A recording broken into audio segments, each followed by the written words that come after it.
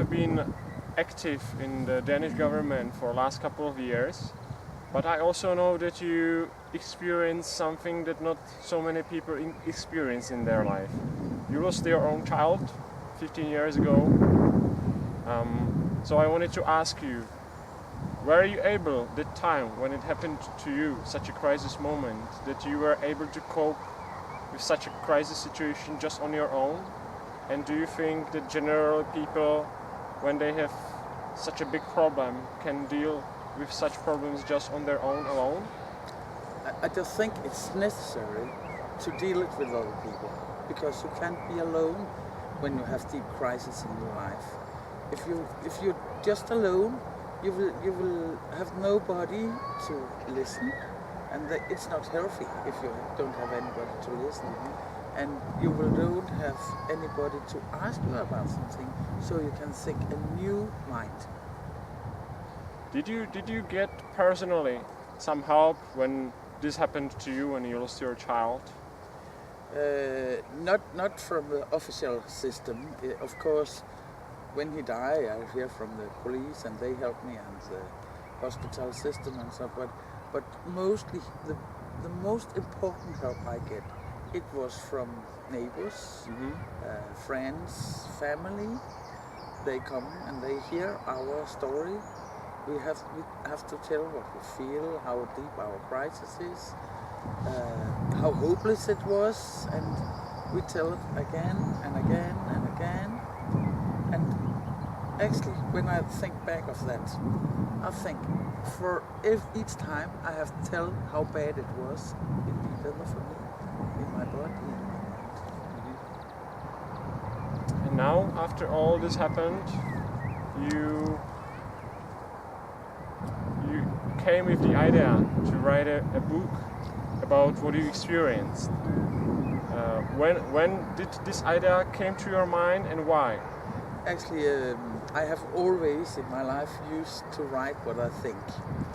Not for everybody I write, but only that I can look back also and make a reflection. But after I start to write when my son died, nearly each day, what happens, what I feel, and what I have met, what all the people have done for me, and especially one thing I found out after 3 years, what I have asked to get of help from people, and I found out it was one of the most important things in that year. It was that I was good for asking help for help. I also do something for them, but it was really important to say to people what I need and what they could do for me.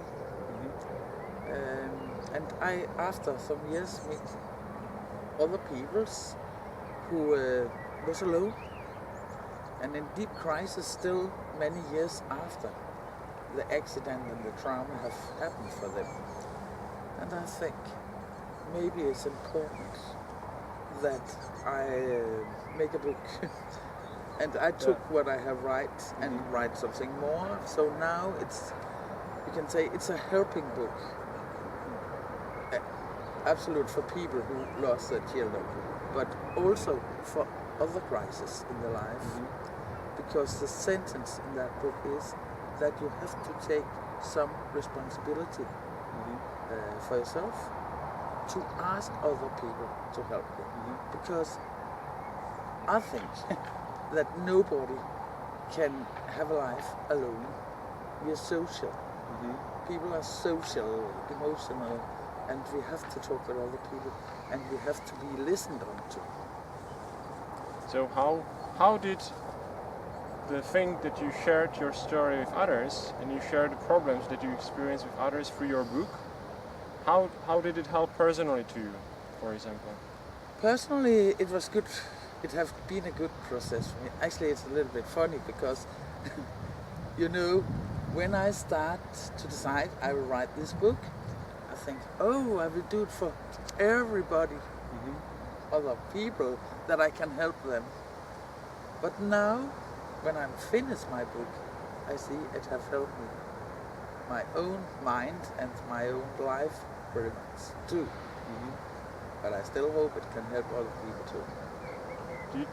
So you think that it could help other people around you as well, that they were able to read or to know what you experienced as a problem? Yes, I think the most important sentence in the book is that you may not be alone. You have to contact other people, tell them your problem, ask them for helping. It can be near people you have near relationship with. It can also be people you just have a little more far away networking with. It can be new people you just contacting. I have heard that you have had the same problem like me. What did you do at that time? And actually, I have also, beside I was member of the Danish Parliament. I have a company in Copenhagen, and I get a woman employed there.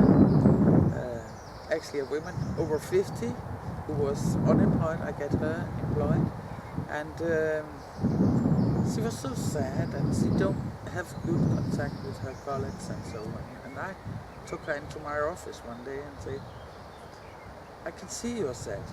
What are you sad about? There's something in your life. I can see it on you. Will you tell me that? And she's crying, and she started to tell me her son was died for 4 years ago, and cry lots. And she said, I feel just quite alone. I have nobody to talk with. I don't know my neighbors, and I can't talk to them. Every time they see me, they travel around me and don't contact me. I just feel like quite alone in the world. And I start to talk with her about how necessary it is that she take a responsibility to talk with people. And I say, do you know that we are 2 people here? Your director is me, and we are 1 more who have lost a child in that company. You can talk with us. We know what you feel. Oh, she said, I didn't know. No, but now you know it, and you can start to talk with us. Actually now, just to make it short, here, years after, she have learned so much. She have a big network now. She's still in work. She is 67 now, and really active. She comes in some groups where she talks with people, other parents who have lost their children. She's active to get other people over 50 employed, and it helped. And she said to me often when I talk with her, you have right, you have to ask for help. It was good you opened my mind for that, she said.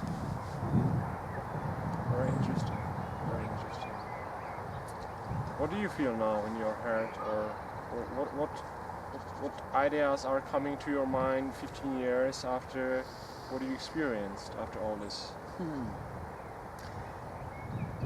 Yes, in my mind mostly I have this experience now that I is really a privileged woman. Yes. Because I have feel bad thing in my life, but what I have feel of bad in my life do that I double feel when things are good, and I'm not afraid to ask for help if something bad happens to me. And it is really a big experience to have, and I'm lucky to have it. I'm not lucky to lose my son, of course. I wish I have him, but I can never have him again. But I have get so lots of experience who have given me a good life. You just said a minute ago, and I know about you, that you also were active in Denmark with unemployed people. Yes. How do you think that sharing their problems and their experiences and their stories could help specifically to unemployed people? I think it's really important with their storytelling, because when they make the storytelling, actually I in a way work with that. And my company as a specialist for helping unemployed people move back to be employed. And it, especially for people over 50, they feel nobody wants to have me more. It's the young people, they are much more educated than me, than I am. Nobody can use my experience, it's too old. I have lost my network, I don't know anybody more. It was what they said to me, and I let them tell that again and again and again. And so we start to set question. If you should know somebody who could help you, who could it be? And in which way you could contact them? And such a thing we just take. And we also talk lots about their skills too, because they don't, in their own mind, they have make a belief that they didn't have good skills more. But when we hear their skills, we think, oh, it's really important skills. And we talk about, the company who needs people. So we tell them to think often in question. Do you think these skills could use in that company? If I tell you about what the company work with and what problem they have, and sometimes, often they say, yes, of course, I have some experience with it. I have tried this here before. Maybe I can help. And so we connect them with the company. But it's really important also what happened in the public, we found out. In the news too, because in some years in Denmark they only talk about there are no jobs for people over 50. All is in, it's only the young, maybe we're lucky we can get the young people employed, get them employed, but not the old ones. And it's given them something really much bad situation in their own mind, because if you whole time here read newspaper, see when you open television that your skills not possible to use more, so you have to believe it for yourself sometimes. And we have to change it out. So we just in Denmark make a project where we change it, because many companies, for them it was good to get the young people employed, of course, because they come with some new skills. But many things go wrong because they didn't have experience, and exactly practical experience. So many companies lose money for that because they didn't have the skills in the company. And we turn around also in the public, and we start to use a new word about people over 50 who was unemployed. They was the grey goats, grey for hair, the grey goats.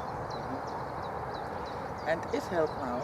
Now people believe again when they're over 50, oh, they can use my skills. So you think that those people, even though when they feel really disappointed and having the problems of finding their job, they still have a lot of positive sides on their personality, on their skills, which could be used in order to get away from the problem. And do you also think that it is important to talk about the problem as such? Yes, I think it's really important, because when they tell this problem to other people, but it's really important that it's also our people who not, for every time they say, yes, it's bad for you, yes, it's bad for you, but they can set up new questions for them, so they get a new minds. It's important first to tell your story. I say, of course, it's just to clean up in your mind and your body and all things. When you tell your story, you clean inside. But if you don't, if you only clean and don't get nothing new in, it's nothing else.